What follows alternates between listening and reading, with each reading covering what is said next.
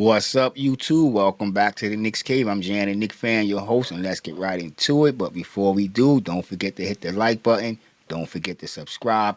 Leave a comment. You want to know when the next video going to drop? Hit the notification bell. What's up? And welcome back to the Knicks Cave again. Uh, where was he? Where was we playing at? Was we at the Garden or was we in Barclays Center? Because I could have swore the way the crowd was cheering, roaring, erupting, we was at Madison Square Garden. And I know a lot of y'all going to say, oh, we in New York and we got a lot of fans. That's right. And don't forget it.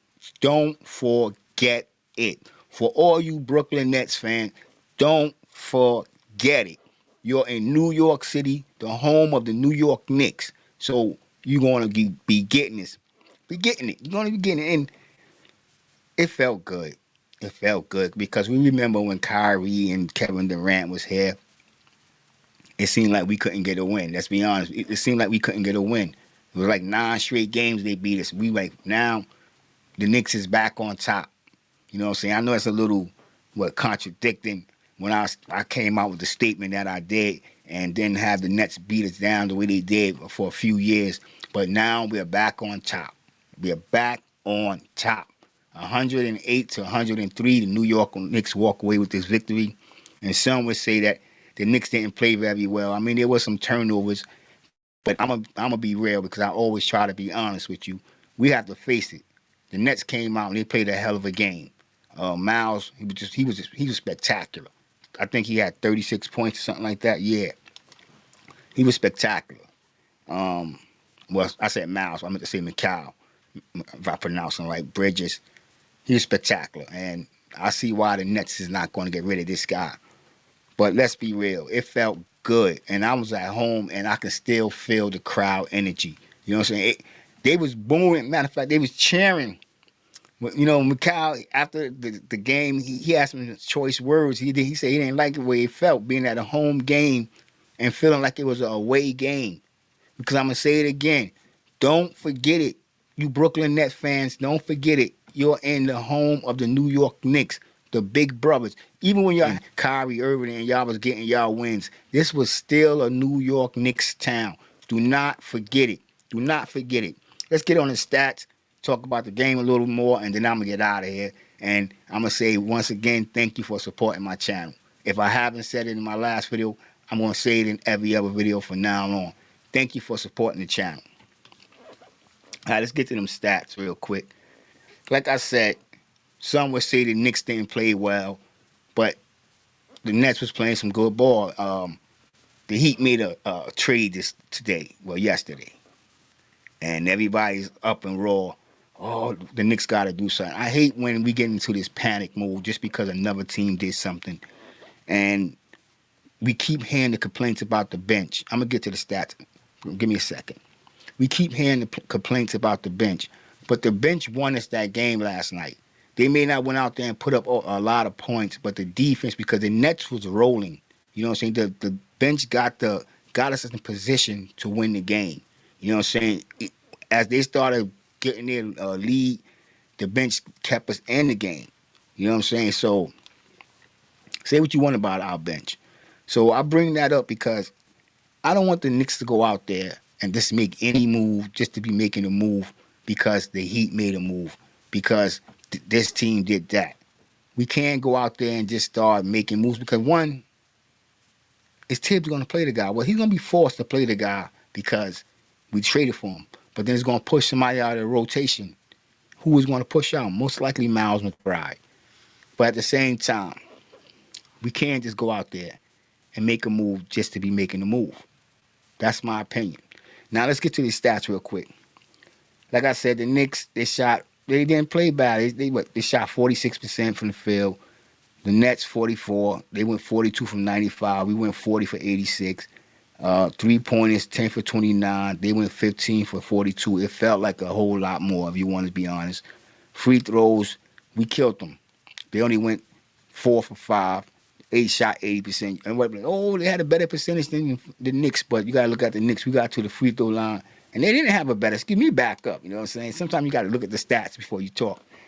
The Knicks went 18 from 19. I only missed came from Jalen Brunson late in the game when he missed that, when he gave the Nets some hope. You know what I'm saying? When he missed that shot, he really gave them some hope. You know what I'm saying? But yeah, that was our only missed free throw. So each team only missed one free throw. We just happened to go to the free throw line 19 times. They went 5 times, so 14 more times than they did. Rebounds were kind of even, 40 to our 42. 11 hours coming off the 11. 11 of them coming off the offensive rebound, 13. Claxton, I think he had almost 20 rebounds. I'll get to his stats in a minute. Assists, the Knicks had 21 to 29. Steals, 8 to their 7. Blocks, we had 8 to their 5. Run over to their turn. Let's go over and see the turnovers, what it is real quick. Turnovers 13, which was good because the way that first half looked, I would say first quarter, but the first half, it looked like the Knicks was about to have another 20 game turnover. Points in the paint, 58 to their 44. Second chance points, we had 18, they had 17. Fast break points, it really wasn't that much running up and down. Well, it was running, but not that much scoring on the fast break points. It was 8 to 6. Points off turnovers, the Knicks had 12, they had 16. The biggest lead was 5 for the Knicks and 10 for them. Fouls, we only 19, 13, and I don't recall any text, so we ain't gonna get into that. But let y'all look at these stats before I talk about it. This game, like I said, the bench, people keep complaining about our bench, but like I said, our bench is decent. I know I should use a better word to describe them, but they can keep us in games, and one would say it's Tom Thibodeau's defense. And you have to give the defense some credit, but you have to give the players some credit. And what I want to talk about is Achua. You know what I'm saying? Like, he fits what we're trying to do. He fits the guys that we got. He fits that little system or our click or whatever. He works well with whoever come off the bench. He's always in the right position, as I said. As you've seen tonight, let's talk about their points for a second so I can further break down what I mean. Now, if you look at Achua, he only had 6 points, 3 for 6. But it's just like where he was at, and when he got his baskets, it was timely baskets and well needed. The defense that he played to keep us in the game, because it was really the bench that came in and helped, solidify this win, because they locked down the Nets. The Nets I don't know. The fourth quarter must be the Nets' nemesis, because in the last 4 or 5 games they had double-digit leads and they keep losing the leads. In the last game, the Clippers, I don't think they scored in the fourth quarter. It was a complete breakdown. So I don't know. Oh, but the Knicks, they played well. 30 for Julius Randle, 30 for Brunson. They continue to keep coming out getting 60 points or 65 or even 70 sometimes, combining between them two. Denver Chizio 11 points, Anunoby 10, Sims 6. And you got to give Sims credit because Sims just sit on the bench. It seems like he just be rotting on the bench with the wood. But whenever he do come out, he seems to give you good minutes. Not a lot of points, but he gives you energy. He give you that extra bounce. And tonight he had a very good defensive game. Sims, he had 4 blocks. He had no steals, but the rebounds, he got to up his rebounds, 2 assists. But he be in a position to alter shots and just be there. He's a real hustle guy, and you can't complain. And I like what Tibbs did, giving him the minutes early in the game. But in the fourth quarter, he brought in Achua, a more experienced guy. I know Achua only been in the league for 4 years, but he's more experienced than Sims is. Went to playoffs multiple times. So I think he have a ring with Toronto. So he has, I don't know, it's something about Achua that I think that he just, because y'all keep hearing me talk about him in every video. I think he just fits well with the New York Knicks. I don't know. You know what I'm saying? We're going to have a real tough decision to make, and I hope the Knicks bring him back. But this tonight game, they had the crowd roaring and cheering and Barclays Center, and it's not the Garden. But, as a Knicks fan, we starting to get used to this. It don't matter where we go, we starting to see nothing but blue and orange jerseys. A sea of blue and orange jersey, and just hearing Knicks' name in the crowd. And it feels good, you know what I'm saying? It feels really good to see the Knicks making a comeback, not becoming America's team, but making a comeback, because at one time the Knicks was a well-respected organization, and for the last decade we've been a joke of the NBA. And it feels good to go into these cities and these arenas and hear the chants in the crowd. And I know that a lot of it come from Knicks fans because we spread out. We all over like COVID, goddamn. We spread out across this country, but it feel good because sometimes we get in that person that what you call it, the avid fan that really don't watch basketball. They come to a game, they in their home state, and the Knicks roll in, and the Knicks come in, they get busy, and you hear them cheering just as loud for the New York Knicks, and whoever they came with might be a little bit mad, like, hey, I brought you here to watch our team, but hey, you know how I like to go off. But what I'm trying to say, the Knicks are headed in the right direction. I don't want the Knicks to go out and just make any kind of trade just to be making a trade because this team made a trade. And when you think about that Rozier trade with the Heat, is it going to move the needle, to topple the Knicks? I mean, or even make a difference in the Eastern Conference? I don't know. You know what I'm saying? I can't tell the future. Right now, the Knicks is what, 3.5 games ahead of the Heat. So I mean, there's really no pressure to go out there and just pick up anybody. I would like for somebody, if we're going to go out there, I know that Brown, Toronto trade. Whenever I think of Bruce Brown, I always think of Bowman, but I back up.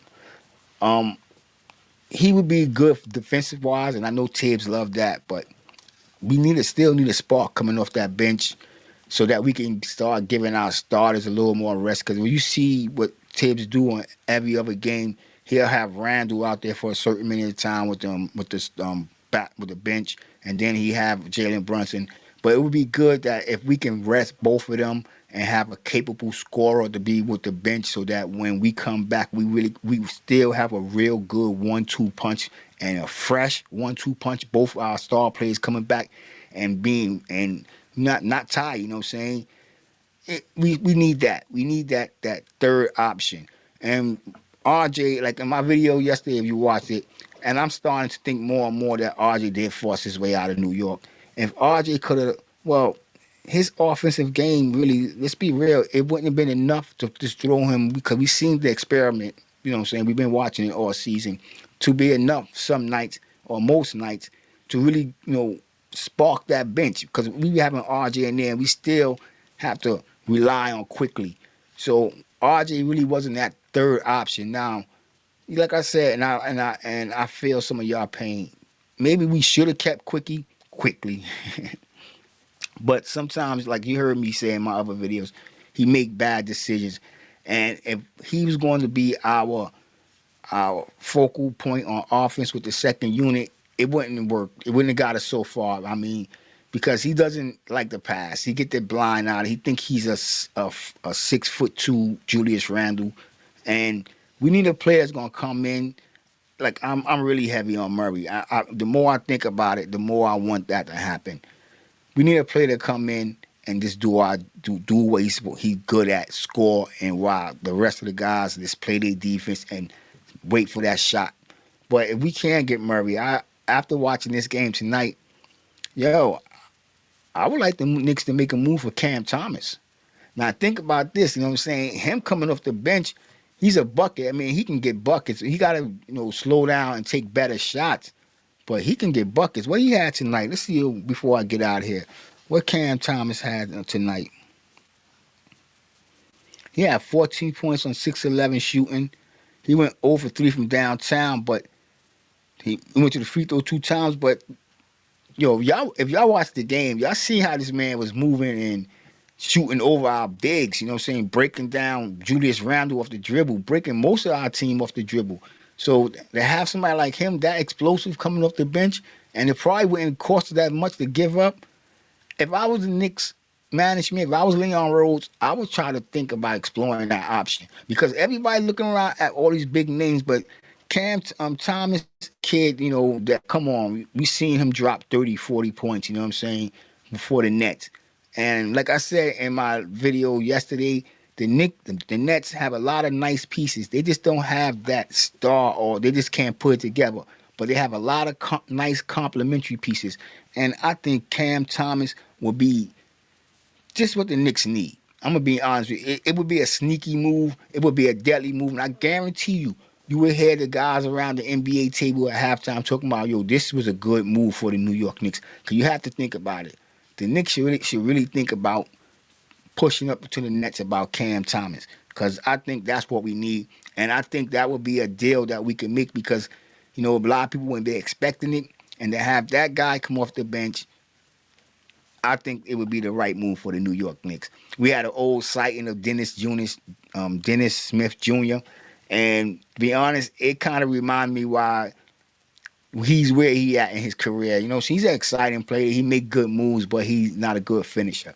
But it was a fun game tonight. It was good watching the Knicks overcome, you know, what they did overcome that third quarter stumble. More like it was the bench that got us in position to win.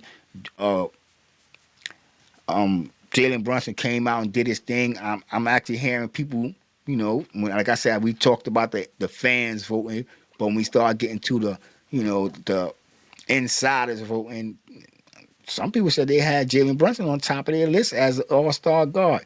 You know what I'm saying? That's a different conversation. But y'all tell me what y'all think about the game last night. Was it a bad game? Was it a good game? I don't think it was a bad game. I think the Knicks I'm hold on, back up. I don't think it was a bad game. I just think the Nets came out and the Knicks wasn't ready for them because, like I said, the Nets are not a bad team. They just can't put it together, as you see, and it would happen in the fourth quarter. And if you watch a couple of the last games, it happened. It happens for the Nets in the fourth quarter. So they're a good team, but they are a bunch of complementary pieces. That's my opinion about the Brooklyn Nets. Tell me what y'all think in the comments. And don't forget to hit the like button. Don't forget to subscribe. And with that being said, I want everybody to stay safe, stay healthy. God bless and peace.